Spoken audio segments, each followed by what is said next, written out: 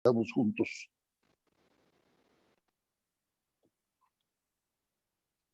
La reunión se está grabando, perfecto. Ahorita nada más que se quite este anuncio de que se está grabando esta presentación, podemos empezar. Bien, aquí Listo, tenemos una. ¿Empezamos? Sí. Bien, aquí tenemos la imagen de nuestro hospital hace 115 años. Pasamos la que sigue. Esto es cuando empezaban ustedes, ahorita ya están hechos. Ya es más bien, la que sigue, por favor. Ya más bien son comentarios de lo que ha pasado en la vía biliar. La que sigue, por favor. La que sigue. La que sigue. La que sigue. Bien. Vamos a ver sobre lo que es la colangiografía percutánea y la resultante de la misma, que es la que sigue. La siguiente. El drenaje biliar percutáneo. La que sigue. Para ver todo esto, creo que es importante ver los antecedentes de lo que ha pasado. Actualmente ya es más sencilla la situación por el avance tecnológico. Pero ahorita con los antecedentes vamos a ir rápido. Es importante ver cómo se inició todo esto de drenaje biliar. La que sigue. La siguiente. Tenemos una serie de estudios que van desde la placa simple hasta la colangiografía percutánea, y cada uno de ellos tiene determinadas características. Algunos de ellos ya prácticamente son obsoletos en la actualidad. La que sigue.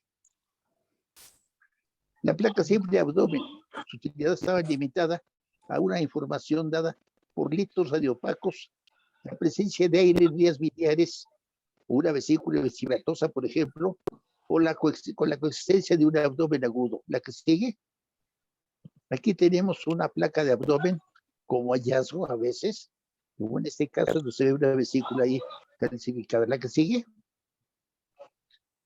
En este caso vemos la presencia de litos a nivel de cuadrante superior derecho, ahí formaditos, o presencia de aire como se ve en la diapositiva del lado derecho.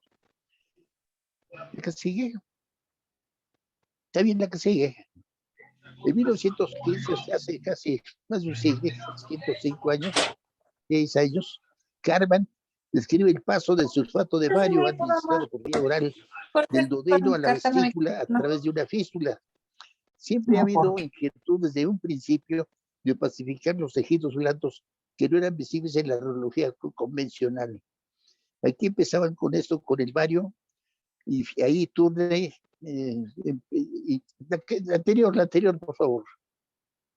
La anterior, eso, Turner y Patterson en 22, o sea, unos años después, utilizaron la pasta de bario para un estudio de vías biliares en un estudio intraoperatorio, la que sigue.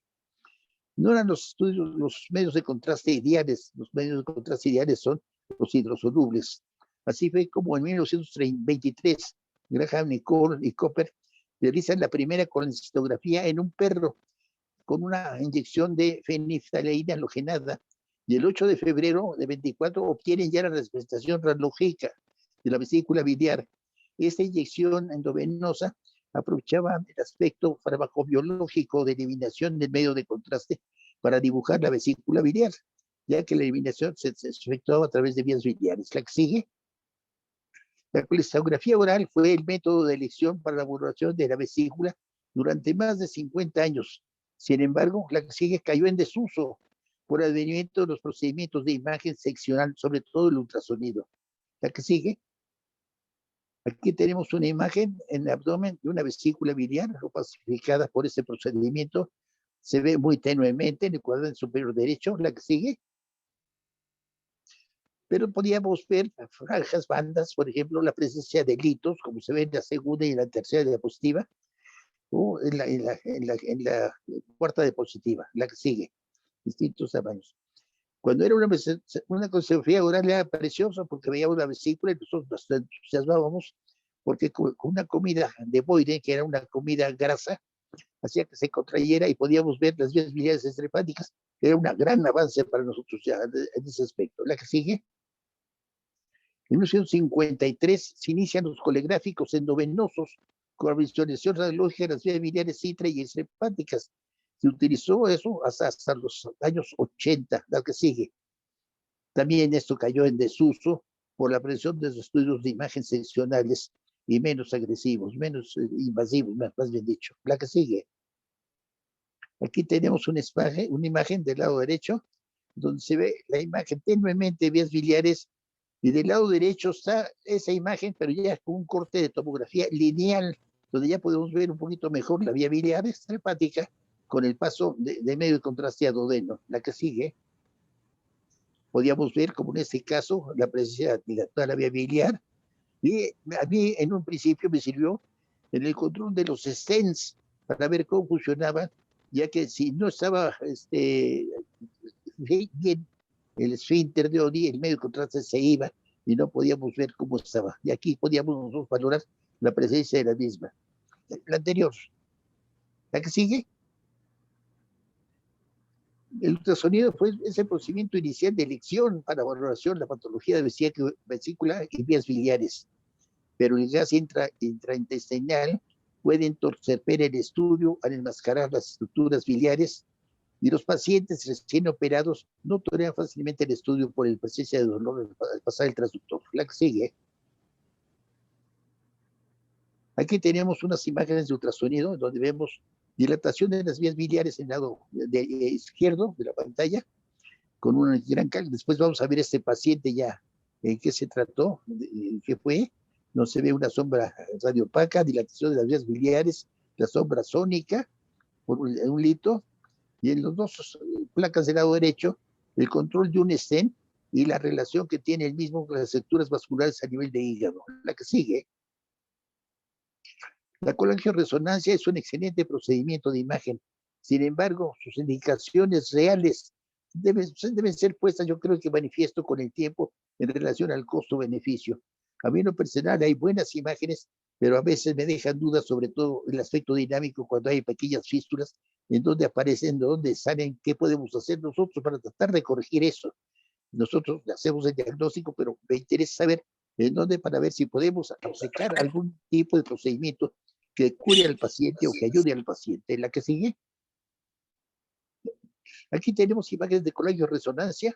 Del lado izquierdo, una disminución del calibre de las vías biliares a nivel del ilirio, un tumor de Klatskin. Y del lado derecho, una desviación biliointestinal. La que sigue.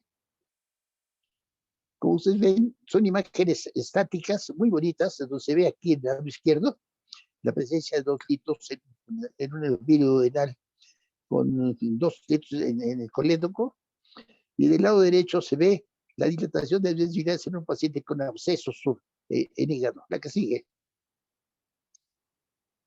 La colangiografía transoperatoria es un estudio muy importante que debe realizarse en todas las cirugías biliares, porque da información al cirujano de la presencia de litos, variantes anatómicas, vamos a ver que es muy importante en la presencia de muchas patologías, la integridad de las vías biliares, y todo ese conocimiento va a evitar y corregir iatrogenia. La que sigue.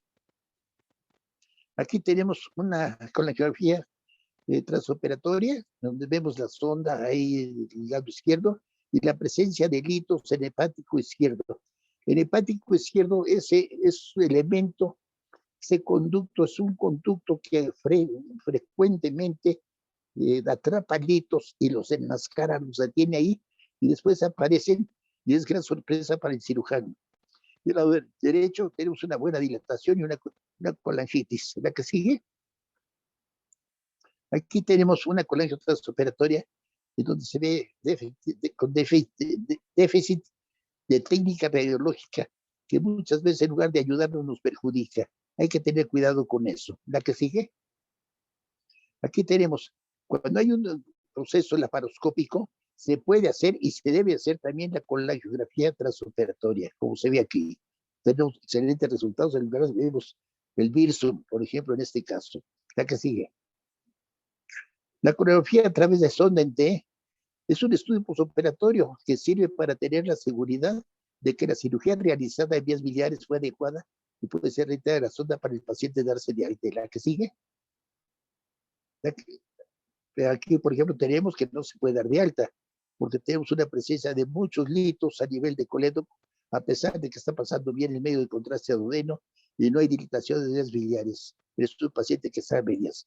En esta serie de diapositivas tenemos del lado izquierdo una radiografía, una colagio normal a través de sonda T. La que sigue presenta un lito en la porción distal del colédoco. La que sigue y las dos que siguen es importante por lo siguiente. Es una variante anatómica frecuente, donde la anastomosis, la unión, perdón, del hepático derecho e izquierdo es muy baja en relación al hilo en lo que habitualmente lo vemos. Vemos eso en las diapositivas. Y eso presenta problemas. Les mencioné a ustedes que muchas veces el hepático izquierdo atrapa cálculos y lo desmascara. Fíjense que aquí, que en la tercera diapositiva, la sonda en T está colocada sobre el hepático derecho y no hay problema porque la viabilidad está libre. Sin embargo, en la otra diapositiva, el hepático izquierdo está dilatado y lleno de litos. El cirujano revisó, metió sus piezas de randa, dilatadores, etcétera, y estaba seguro de que estaba limpia la vía biliar. Sí, estaba limpia la vía biliar derecha, no la izquierda, porque no logró demostrarla. La que sigue. Aquí tenemos otro caso. Llega el médico, nos dice, hicimos el estudio al paciente con la a través de sonda T y vemos esto. Efectivamente, nada más se ve la sonda T, el colédoco, paso adudeno, fuga a través del Penrose y a través de la colección percutánea vemos la porción distal de la sonda en T, justamente en donde se unen el hepático derecho e izquierdo. Ese es otro caso bonito que después vamos a ver cómo nos ayuda esto. Ahorita estamos viendo la utilidad o no de la colágeno a través de sonda en T. La que sigue. La colegrafía endoscópica juega un papel importante en el diagnóstico de ictericia obstructiva, como es sabido. La que sigue. Aquí la tenemos, una normal y la otra con un tumor a nivel de ilio, un Klatskin. La que sigue. Este procedimiento nos da una información directa de la vía biliar, porque se mete directamente, o sea, no estamos viendo el aspecto farmacobiológico de un medio de contraste y la eliminación del mismo. No, sino estamos viendo la medio de contraste colocado intracavitariamente, o en este caso sería intraductalmente, y cómo se presenta. La que sigue consiste en la conaxión percutánea transhepática o hepática, percutánea, como quieran llamarla. Consiste en funcionar un ducto biliar intrahepático por medio de una aguja insertada percutáneamente y a través de la cual se va a ensilar un medio de contraste yodado hidrosoluble. ¿Cuál? No importa, un yodado hidrosoluble es importante. La que sigue. Las vías de acceso son tres: la transyugular, la transabdominal y la transfarietohepática. La que más conviene, a mi juicio, y la que más uso es la transfarietohepática. La que sigue. La transyugular, preconizada por Hanafi, utiliza la vía de acceso de yugular interna, la que sigue. Vas a través de cava superior e inferior, y en cava inferior se hace la punción, como cuando se hacen los tips, pero aquí el objeto es pasar vía biliar, y es una vía biliar normal, como lo vemos aquí, donde se ve inclusive del lado derecho, la cístico, el paso al Birsum, con unas vías biliares normales. Ese procedimiento preconizado por Hanafi fue en 1967. La que sigue, sin embargo, esto cayó en desuso por las complicaciones propias del acceso vascular en pacientes, sobre todo con sepsis, o que pues, se podía presentar hemovilia. La que sigue. La transhepática son dos, la anterior, una del lado derecho y otra del lado izquierdo. Donde en el esquema inferior derecho se ve línea axilar media, el sitio de punción de elección para mí. Yo aquí estoy presentando no la experiencia de otras gentes, no lo que está redactado en otros artículos de otras gentes, sino la experiencia que yo he tenido en todos estos años, más de 50 años, 40 y tantos años de ver el problema de biliar. La que sigue. Aquí tenemos del lado izquierdo una normal y del lado derecho una dilatación importante de vías biliares por un proceso obstructivo. La que sigue. La que sigue.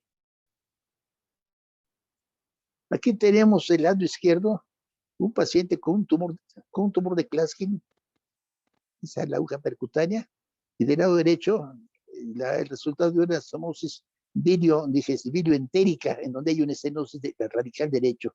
Hubo una plastía por ambos radicales por separado. La que sigue. La que sigue. La transhepática fue descrita originalmente por Bouchard y Müller en 1921, inyectando directamente en vesícula biliar el medio de contraste por una punción transhepática. La que sigue. Trató siempre de huirle al peritoneo. Joan Hop, perdón, realizaron la primera colagio percutánea transhepática diagnóstica con una técnica modificada al inyectar lipiodol en conductos biliares. No, también tenían problemas con el medio de contraste, y el lipiodol es un medio de contraste muy usado para muchas cosas. La que sigue. No el medio de contraste ideal, acuérdense que el ideal es un medio de contraste ayudado insoluble, como el procedimiento que fue aceptado a 1951 cuando lo hizo Langer, sus colaboradores, comunicando su experiencia y inyectando un contraste ayudado hidrosoluble. La que sigue. El método cayó en desuso, también como pasó con la colestografía y con la colegrafía endovenosa. Ese en particular por la elevada incidencia de hemo y bilioperitoneo, las agujas que se utilizaban eran unas agujas 18G, y estaba limitado el procedimiento a procedimientos de estudio preoperatorio inmediato, es decir, el paciente se hacía el estudio y pasaba a sala de operaciones, ya lo estaban esperando allá. No esperaba que hubiera hemofilia o sangrado, ya estaban. La elevada frecuencia de fracasos también fue excluida por la elevada frecuencia de fracasos cuando la vía biliar no estaba aumentada de calibre. En esto aquí está el éxito de la aguja de Shiva, que después vamos a hablar de ella. Y sobre todo cayó en desuso por el desarrollo de la pancreato con la angiografía transdoderoscópica y del ultrasonido. La que sigue. El procedimiento estaba restringido entonces como estudio intraoperatorio o preoperatorio inmediato. La que sigue. La que sigue. El método fue mejorado y popularizado por Okuda de la Universidad de Shiva. Aquí hay una cosa interesante que quiero que se den cuenta. Muchas gentes dicen, cuando hablan de la aguja de Shiva, hablan de un autor Shiva. No, hay una universidad que es la Universidad de Shiva, y a esa se debe el nombre de la aguja. Y Okuda fue el que la popularizó. Modificó la técnica original descrita por Otto y Tsuchiya. La que sigue. ¿En qué consiste el éxito? Es una hoja delgada, 22G, con un bisel corto. Esto permite el bisel corto no estar el espesor del orificio en la pared, sino permite fácilmente entrar en la luz del vea biliar. Y por ser muy delgadita, la lesión es pobre. Ese fue el éxito de la hoja de Shiva. Posteriormente al 22G se le agregó el T, que quiere decir delgado, de la pared delgada. Eso permitiendo introducir, después veremos en técnica, las guías 018, guías de COPE. La que sigue, por favor.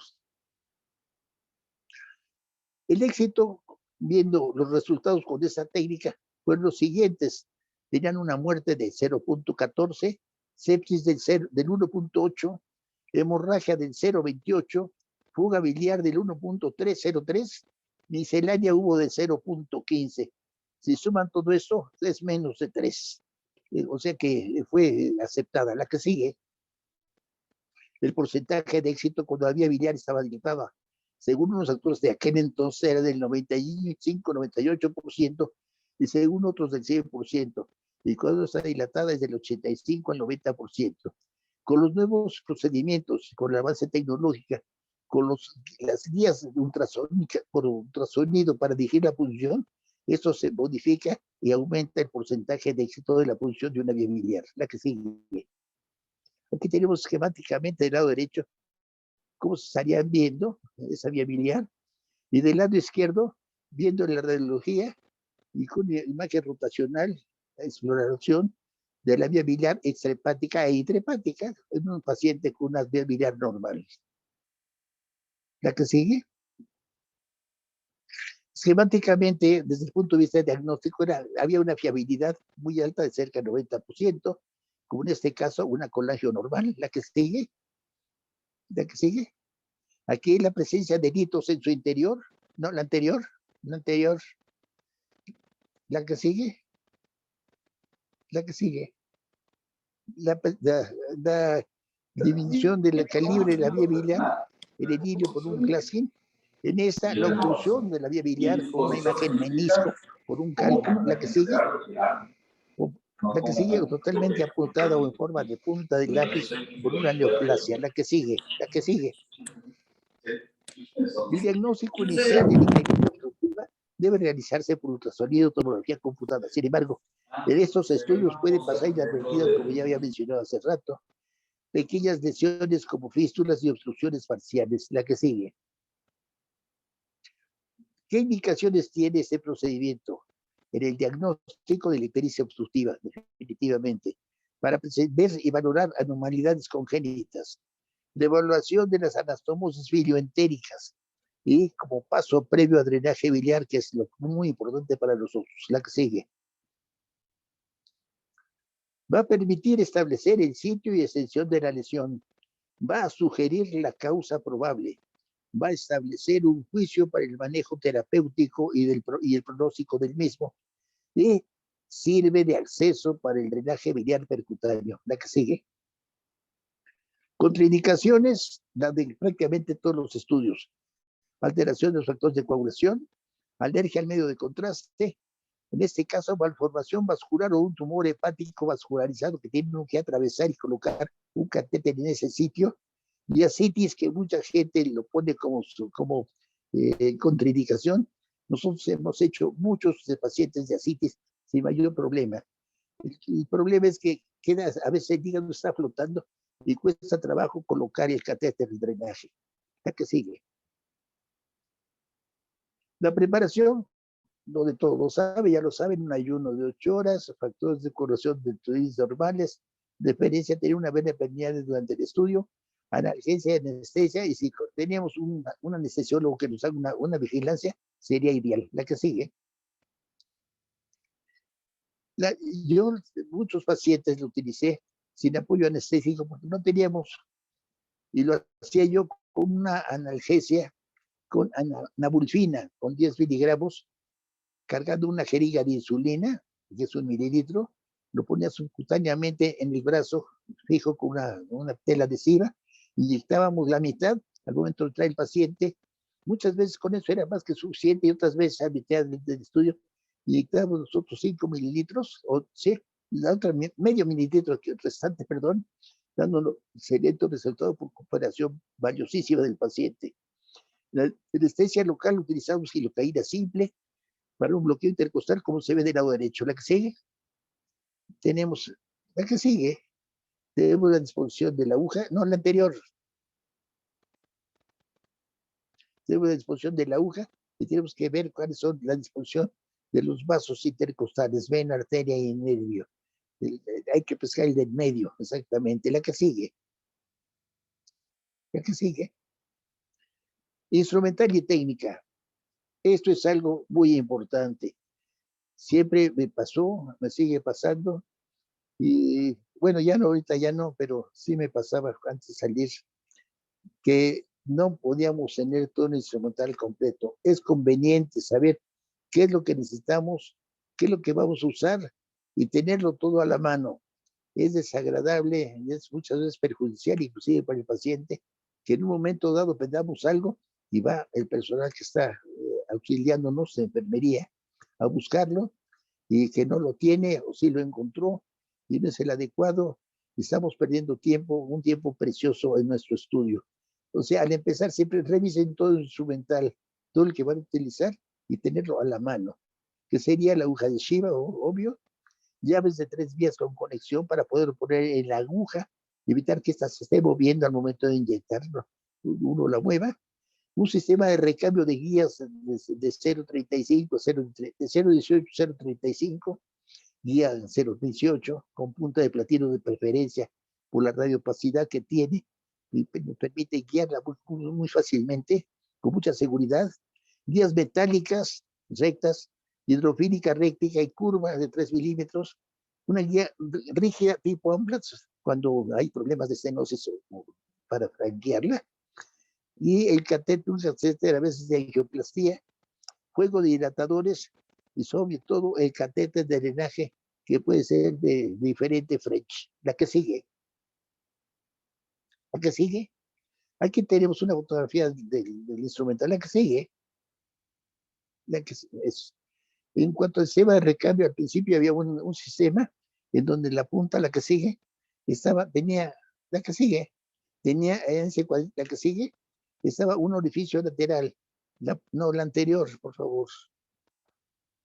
Un orificio lateral, de tal manera que la aguja, no, la anterior, la aguja pasaba a través de ese orificio, una aguja de Shiva, una 22, pasaba la guía a través de la punta, pero al momento de estar ya en la vía biliar, retirábamos nosotros, pasamos la cope, pasaba directamente y ya estando en el interior de la vía biliar, retirábamos todo y la luz del catéter de ese hidratador permitía el paso de una guía J a través del orificio para tenerlo cateterizado. Esto se resolvió y se simplificó. La que sigue con un sistema de recambio que se llama NEF, que es el que tenemos aquí. La que sigue, un sistema coaxial. El juego de dilatadores, lo único que varía es el calibre de los mismos, aumentando de menos a más. La que sigue. La que sigue. Y los catéteres de drenaje. Los catéteres de drenaje, en esta sociedad de consumo en que vivimos, y ya los laboratorios le ponen figuritas y formas, etcétera, diciendo que son mejores, son peores, podemos resumir que son de dos formas. El catéter de drenaje exclusivamente y el catéter biliar. El catéter, el esquema del lado izquierdo superior es un catéter de drenaje. Hay orificios única y exclusivamente en la punta, en la cola, en el círculo. Mientras que los otros, además de orificios en ese sitio, en un tracto más o menos amplio de 6-8 centímetros de la parte recta. Estos segundos son los biliares y los primeros son drenajes de colecciones, de nefrostomías, etcétera, de colecciones, pero no de drenaje de biliar. Es importante porque cuando veamos nosotros complicaciones, vamos a ver que el juego tan importante tiene la presencia de estos orificios. La que sigue. La que sigue. Todo, el 90%, creo yo, o más, de las técnicas de intervención se deben a un sistema coaxial, la técnica de Seldinger. Si vemos el diccionario dice que coaxial viene del latín axis y eje, y dícese de la figura o cuerpo compuesto de diferentes partes cilíndricas que tienen en común su eje de simetría. Todo eso lo manejamos nosotros, la guía, el catéter, los drenaje, los dilatadores, etcétera. La que sigue, el esquema de Seldinger, la punción vascular, retiro de la aguja, salida de la sangre, paso la guía a través de la aguja a la luz del vaso, retiro de la aguja y apoyándose sobre la guía, colocación de un catéter en la luz del vaso. La que sigue es una técnica de Seldinger de cambio coaxial de instrumentos. Vamos a ver ahora lo que es con la geografía transhepática del lado derecho. Si van a ver ustedes en los libros, van a encontrar siempre, porque es necesario para tratar de orientarnos, referirnos a estructuras que conocemos en ángulos, centímetros, etcétera. Y van a encontrar que dice el octavo o noveno espacio intercostal derecho de línea axilar media. En este caso, la línea axilar media a mí me funciona. Y el pago de nosotros está relativamente modificado y está por el biotipo del paciente y el tipo de hígado que se presenta. La que sigue. La que sigue. Aquí tenemos sería la vía biliar y cómo sería la función en línea axilar media para llegar hacia la vía biliar. La que sigue.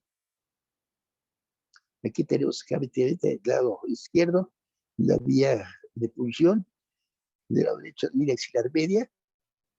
Fíjense que la punción es ascendente hacia línea media. Lo ideal sería, para tener un drenaje más fácil de manejo, horizontal o de preferencia vertical descendente. Pero eso no lo podemos hacer siempre porque se nos atraviesa el diafragma, la pleura y el pulmón, la que sigue. La que sigue. Muchas veces para encontrar un catéter tenemos que hacer una serie de inyecciones que les llamamos en abanico. Aquí, por ejemplo, si tenemos una primera punción, como está del lado derecho, si tenemos una primera punción y vemos uno de los vías biliares, no es un catéter, un conducto adecuado, porque la guía no va a pasar fácilmente. Lo mismo va a pasar en el segundo. El rojo sería el ideal porque permite tener un tramo adecuado de vía biliar intrahepática y un paso tenue, suave de la guía hacia la vía biliar, la que sigue. Aquí tenemos la técnica en ese diagrama esquemático. Se funciona, se empieza a retirar suavemente, se empieza a llenar la vía biliar, y aquí tenemos una representación de la vía biliar con una posible patología ahí a nivel de la función distal. Aquí tendríamos cómo estaría en un momento dado goteando bilis de ese catéter. La que sigue. Aquí tenemos la función de este video. Empieza uno a inyectar, retirando, y empieza aquí a visualizarse la vía biliar. En ese momento deja uno de jalar la aguja y está uno inyectando para ver dónde está. Y si es una buena vía biliar, proceder a cateterizarla con nuestra guía. ¿La que sigue? El hepático izquierdo se funciona por la región subcostal del lado izquierdo, y en inspiración en expiración es ocultado sobre las costillas, y en inspiración la que sigue, esa desciende cuando se inspira. Olvídense de los ejes y de las direcciones. Estos esquemas se tienen que poner porque tenemos que hablar de algo al respecto. Nada más es para que tengan una idea. La que sigue.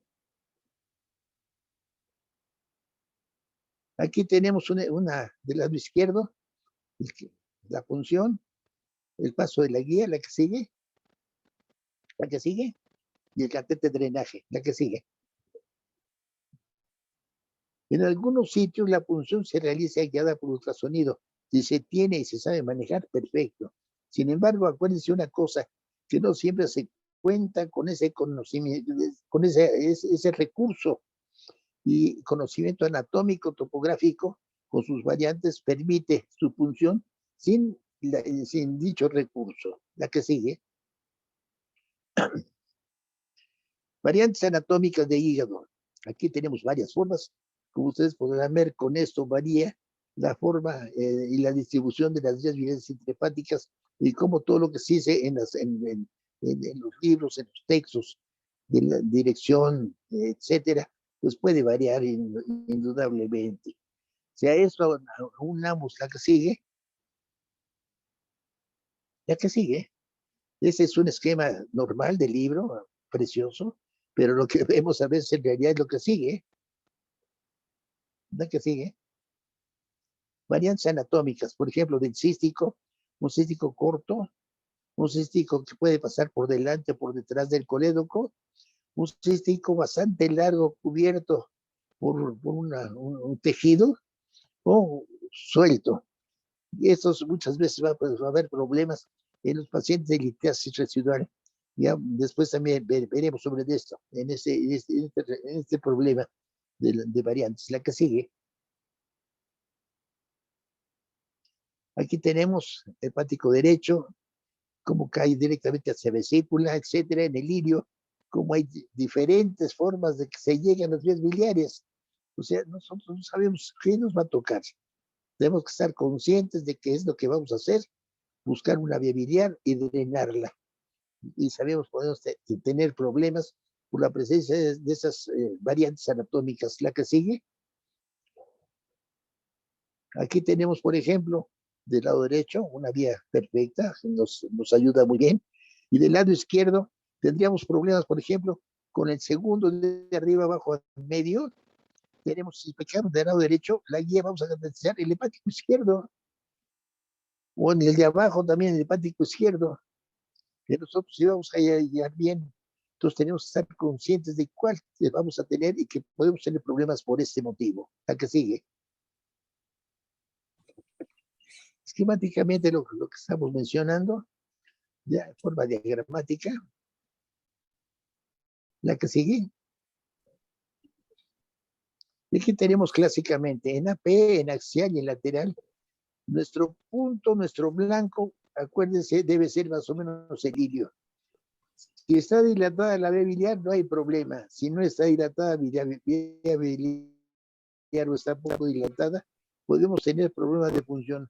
Acuérdense una cosa, el sitio en donde la vía biliar en condiciones normales tiene mayor diámetro, mayor luz, es a nivel del ilio.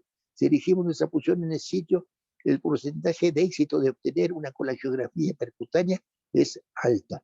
La que sigue. La que sigue, por favor.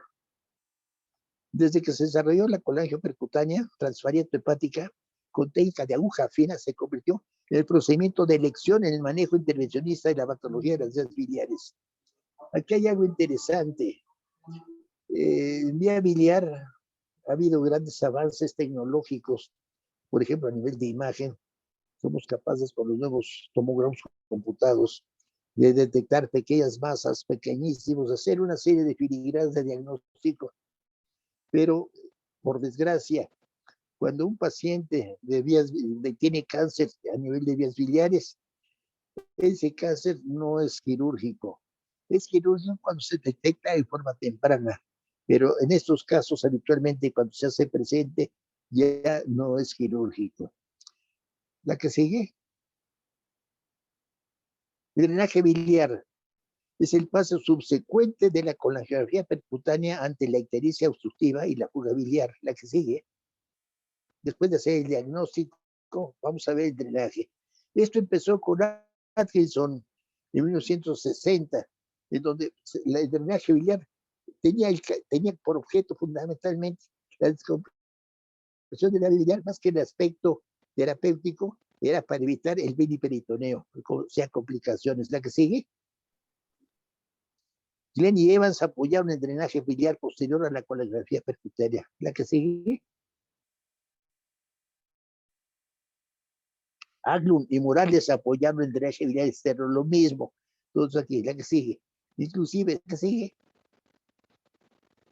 En 1966 comunicó su experiencia con la angiopercutánea por vía intercostal, utilizando una aguja con vaina para descomprimir la vía biliar.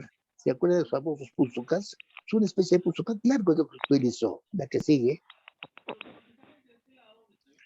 40 años pasaron para ser reconocidas las bondades del drenaje biliar, el cual puede ser externo, interno o mixto. La que sigue.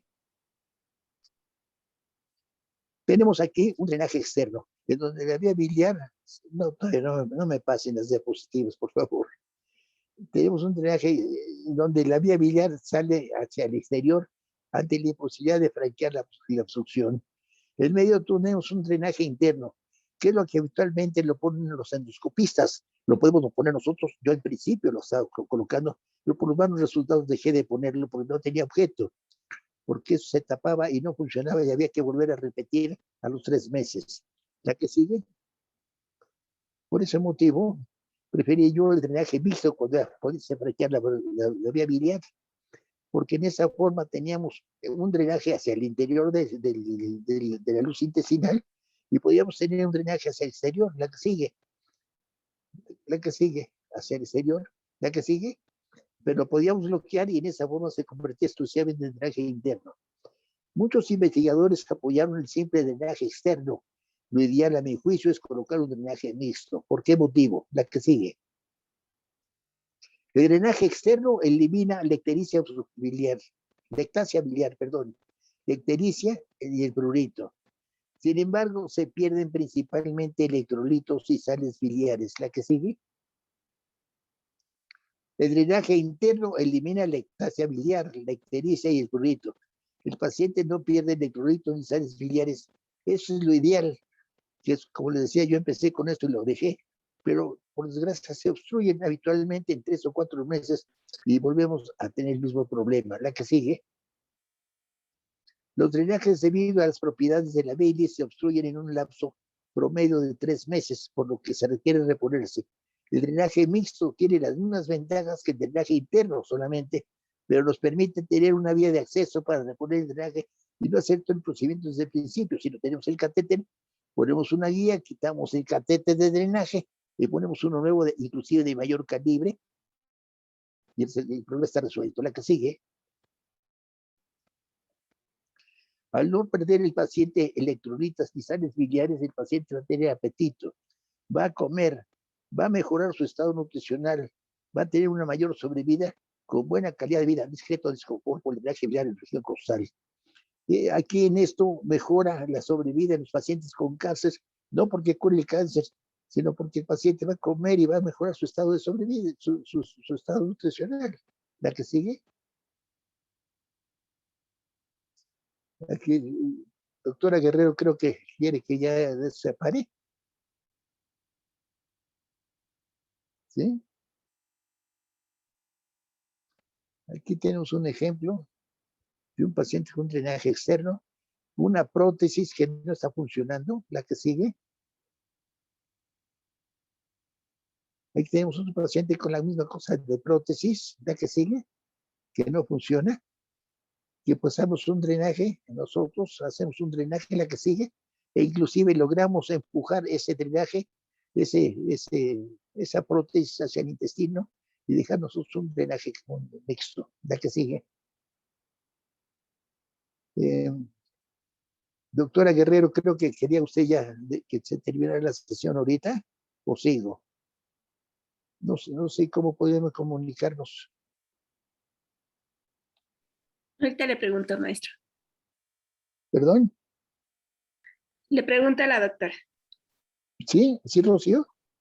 Creo que sí puede seguir, maestro. Sí, va, perfecto. Vamos a tener aquí esquemáticamente la técnica. Aquí tenemos el hígado, la que sigue. Hacemos la punción, la que sigue. Inyectamos, empezamos a ver la vía biliar, y vemos la vía biliar, pero vean ustedes que esta punción, si es exclusivamente para tener una imagen diagnóstica, excelente, sin problema. Pero si vamos a tratar de hacer un drenaje biliar, no nos sirve porque vamos a tener problema con el paso de la guía. Se va a doblar, vamos a hacer un hematroma intraparenquimatoso y no vamos a resultar, no vamos a hacer el estudio. ¿Qué tenemos que hacer? La que sigue. Ante la visión ya de la vía biliar, corregir la dirección y hacer una nueva punción ya orientada hacia la morfología que tiene, la morfología y topografía que tiene ese árbol biliar, la que sigue, para poder poner nuestro drenaje, que en este caso es un drenaje externo porque no se pudo franquear la obstrucción. La guía recta, si se le hace un pequeño angulito discreto en la punta, la que sigue, podemos nosotros girarla y poder encontrar y franquear la zona de obstrucción, sobre todo a nivel de la ámpula, y franquearlo y poder cateterizarlo. La que sigue, con movimientos de rotación, la que sigue, podemos hacer eso. La que sigue, con eso también podemos encontrar la masa. La que sigue, la que sigue, la que sigue, y franquear el problema. La que sigue, para hacer el drenaje mixto. La técnica, volvemos con técnica. Tenemos ya ahí la vía biliar. La que sigue, pasamos la guía, franqueamos la zona de obstrucción, dilatamos la zona y ponemos el catéter de drenaje. La que sigue, checamos está bien. Aquí vemos esto, varias funciones en una vía biliar. El 1, 2 no funcionan bien de forma adecuada porque la guía no va a pasar con facilidad. La que sigue, esa no sirve, la que tampoco nos sirve, esa podría servir, esa es excelente. La que sigue, la que sigue, la que sigue. Aquí la tenemos y vamos a ver en estos videos qué es lo que pasa con la guía. Aquí tenemos esa guía. Tratamos de pasar la guía.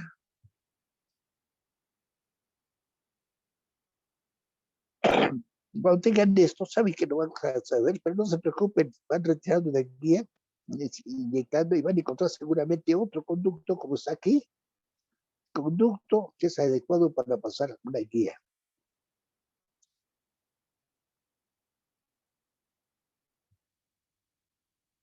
¿La que sigue? Cuando se umbilica la vía biliar, como estamos aquí, estamos seguros que estamos ahí y va a doler. Esto sucede sobre todo porque la aguja ha perdido filo en la punta.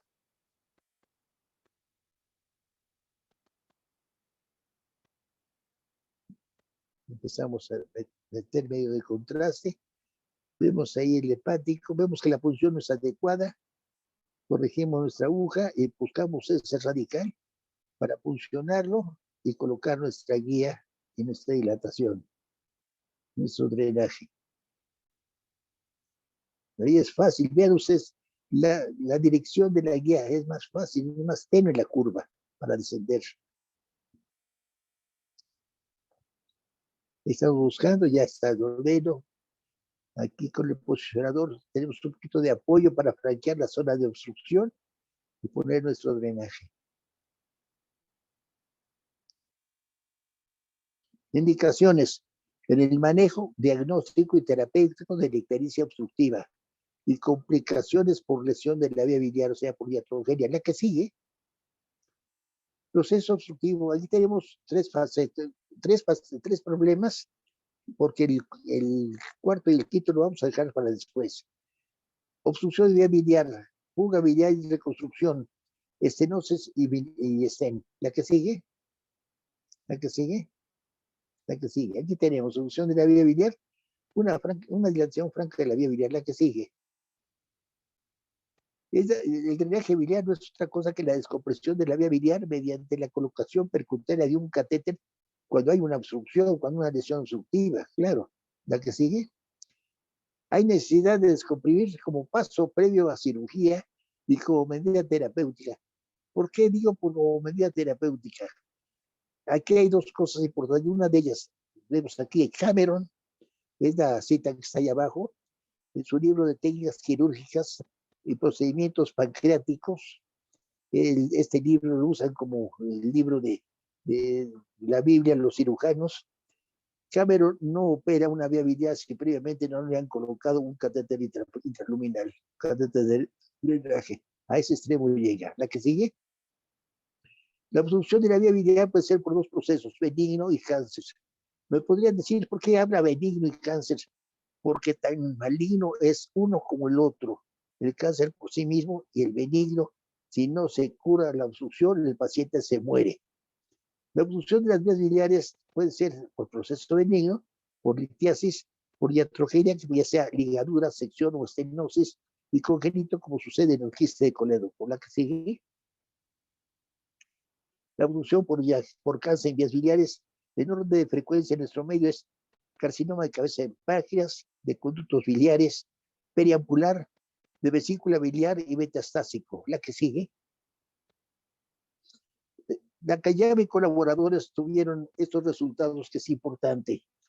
Usar el procedimiento, vean ustedes que es una cita de 1978, en donde no había tantos recursos tecnológicos como hay ahora. Y sin embargo, efectuaron el estudio de 84 pacientes de lesión maligna, 21 de benigna. En total de pacientes fueron 105 casos y solamente hubo un fracaso en el estudio en un paciente con lesión maligna. O sea, el porcentaje de éxito de la colación percutánea es alto y debe ser alto. La que sigue, en manos bien manejadas. Aquí estos mismos autores hicieron otra consideración importante.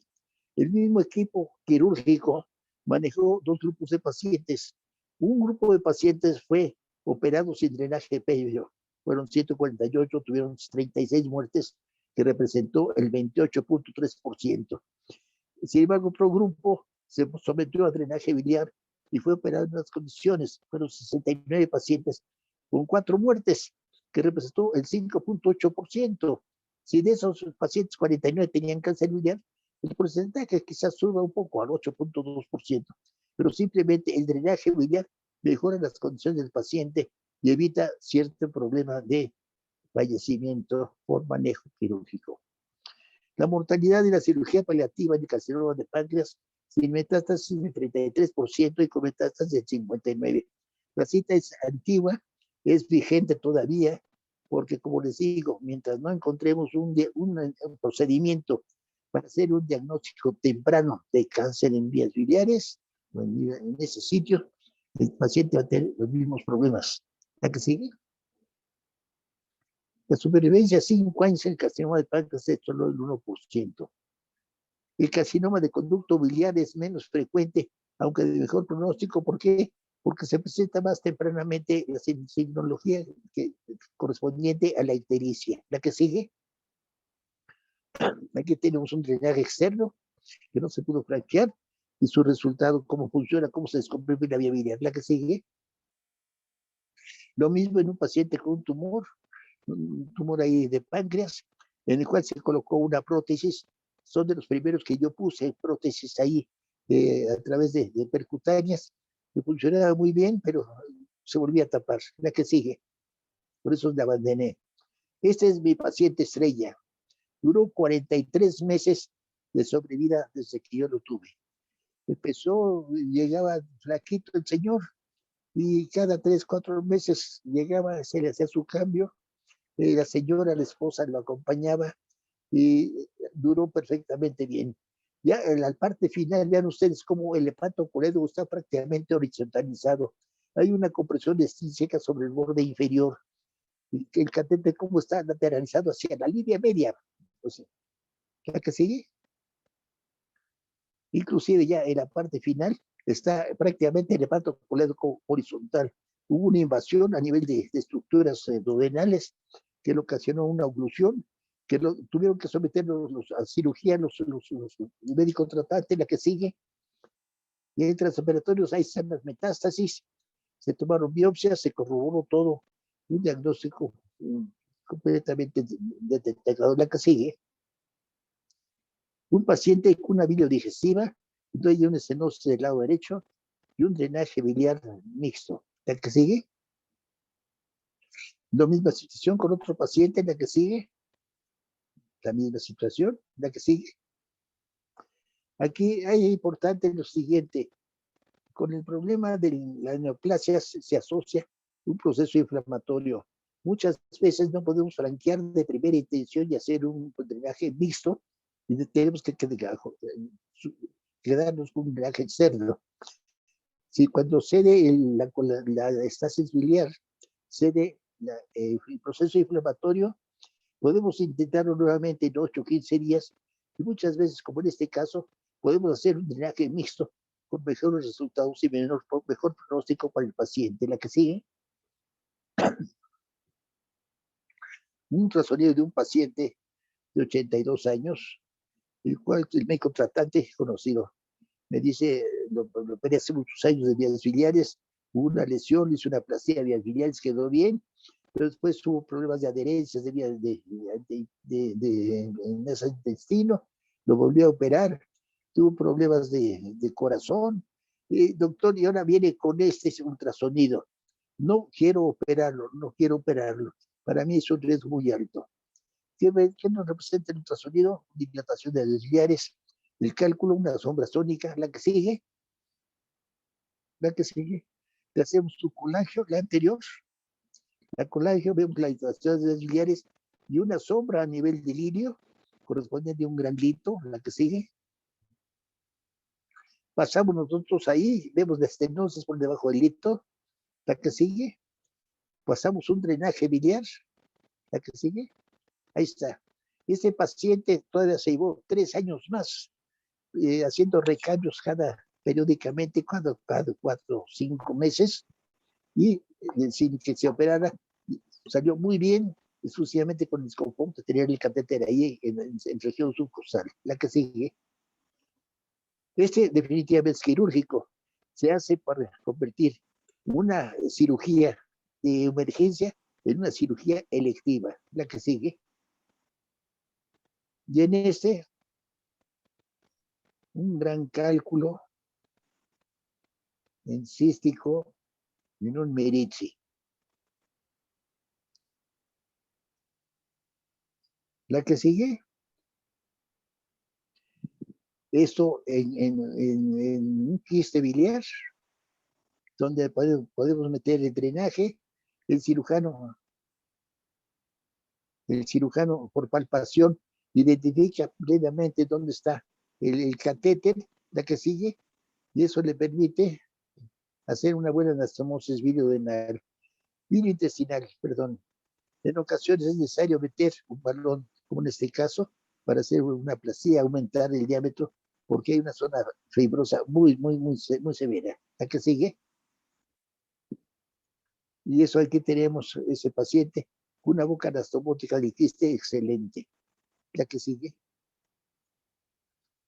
¿Ven esa masa chiquita? La que sigue. Está delantero, ahí está. La que sigue. Un pequeño quiste de colédoco. La que sigue. Ya un quiste decente de colédoco. Aquí vemos cateterizado. La colocación de un catéter. Muchas veces no podemos franquear la porción distal, pero lo dejamos ahí para poderlo vaciar y que el cirujano lo logre palpar. La que sigue es una especie de. La que sigue. Aquí no tiene mayor problema. La que sigue. La otra. La otra. La que sigue. Muchas veces por la situación del proceso obstructivo tenemos que poner dos drenajes, un derecho y un izquierdo, como es el caso. La que sigue. Aquí tenemos este caso, de donde del lado derecho e izquierdo se pusieron dos drenajes. En el lado derecho se logró franquear en una segunda oportunidad, como se les venció, de hacer un drenaje mixto. ¿Qué hicimos?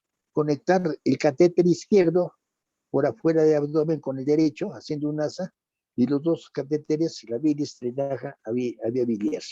Aquí lo tenemos. Aquí está un catéter del lado derecho y otro del lado izquierdo. Esto es interesante por lo que sigue. En este Klatskin vemos que está el hepático derecho e izquierdo próximos entre sí. Eso es mentira. Es mentira porque por proyección topográfica de las estructuras ductales da esa impresión. La que sigue, ahorita lo vemos por qué. Una P, olvidemos estos esquemas que es para ver cálculos, la que sigue. Pero podemos ver aquí cómo lo que aparentemente no hay problema en la oblicua izquierda casi lateral, tenemos que están tomados los radicales en ese sitio. Y lo vamos a ver ahorita. La que sigue. Aquí tenemos a este paciente en donde el hepático derecho e izquierdo aparentemente están separados, próximos entre sí. Sin embargo, al hacer la oblicuidad, vemos que la separación entre los mismos es bastante larga. La que sigue, muy amplia. Aquí lo tenemos, vean ustedes, en lateral. Y lo vemos aquí dinámicamente en este video. La que sigue, aquí está el lateral. Fíjense ustedes cómo al ponerse rotando el tubo a la porción de AP, da la impresión de que el hepático derecho y el izquierdo están próximos, y no es cierto. Esto es importante, sobre todo para el cirujano cuando va a operar, que cree que va a hacer una buena plastía, una buena conexión, y se va a encontrar con esto con muchas dificultades. La que sigue. La misma situación, la que sigue, colocamos ahí una guía, atravesamos la zona de obstrucción, la que sigue, y ponemos nuestro catéter de drenaje. La que sigue, y ahí está el drenaje ya. Aquí tenemos la misma situación con el hepático izquierdo, la que sigue. Aquí vemos esto, como el paciente, ahí tenemos dos drenajes, derecho e izquierdo, aparentemente están cerca. Y en cirugía, ahí vemos cómo están separados los dos. El cirujano logra identificar los catéteres y por ende la vía biliar. La que sigue, aquí están. La que sigue, vean ustedes cómo identifican por disección en ese plastrón que se hace después de la cirugía, identifican ahí en una una cirugía endoscópica, identifican ya el catéter y sirve para introducirlo después en la luz de intestino y hacer una bioentérica seguro de que están en su sitio. Aquí tenemos un drenaje externo, exclusivamente la que sigue. Y aquí vemos cómo el plazón se identifica la viabilidad, la que sigue. Ahí está una, la que sigue. La que sigue. Para dejar el drenaje, inclusive un tutor como tutor el drenaje, la que sigue. Aquí a veces inyectando con el catéter sale agua, se inyecta solución, misma que sale en el campo operatorio y permite identificar y ayudar al cirujano a hacer la plastía de vías biliares, como en este caso. Ustedes ven aquí, ya sacaron el catéter de vía biliar. Aquí tiene el asa de intestino abajo. Le introducen el asa de intestino. Ahí está. Ya están las dos estructuras entre sí. Y a continuación viene la sutura alrededor de esa anastomosis, con buenos resultados. O sea, esto ayuda al cirujano. Aquí tenemos la misma situación con tutor, la que sigue. Jugabilidad y reconstrucción. Creo que aquí lo dejamos, Rocío. ¿Te parece bien? Sí, maestro. O no sé qué digan los muchachos. A ver, ¿qué pregúntales? Sí, bueno. Yo creo que está perfecto, maestro. Ya es más de una hora. Además, así nos deja para la siguiente una parte también muy divertida. ¿Mm? Bueno, bien, bien, bien. A mí me gustaría hacerle una pregunta porque cuando veo esto, me recuerda de los casos que tenemos y me gustaría saber si usted, pues hizo alguna unión, por decir que tuviera por alguna estenosis quirúrgica, ya sea del lado derecho o izquierdo, que intraparenquimatoso pudiéramos unir estas dos vías para poder descender a intestino. O sea, esto puede ser factible, ¿no, maestro? Claro, claro que sí, claro que sí, claro que ¿Usted sí. alguna vez hizo esto para Yo, saber cuánto tiempo tarda, qué esperaríamos o tenemos que colocar definitivamente una estena a este nivel? pues, cuando hablemos de jugabilidad y reconstrucción, van a haber algunos casos que quizá ahí haya cierta respuesta a todas estas inquietudes, Rocío. Ok. Sí, sí, maestro, ¿se acuerda del paciente aquel, el jovencito de Pachuca, que tiene usted incluso en la portada de su libro? ¿Quién? Ah, sí, sí, sí, sí. Es una reconstrucción, ese es uno, Exacto.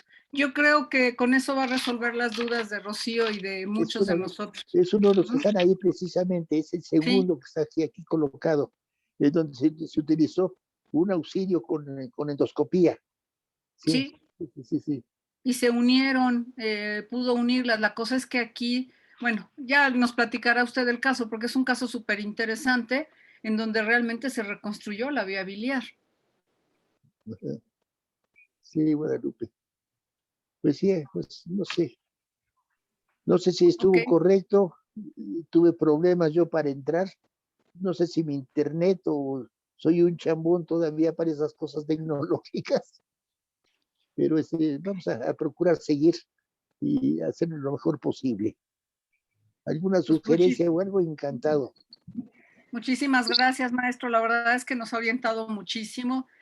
Para todos es una práctica habitual la colangiografía percutánea. No sé si alguno quiera preguntarle algo a mi maestro. Yo estoy aquí ocupando el micrófono todo el tiempo, perdón.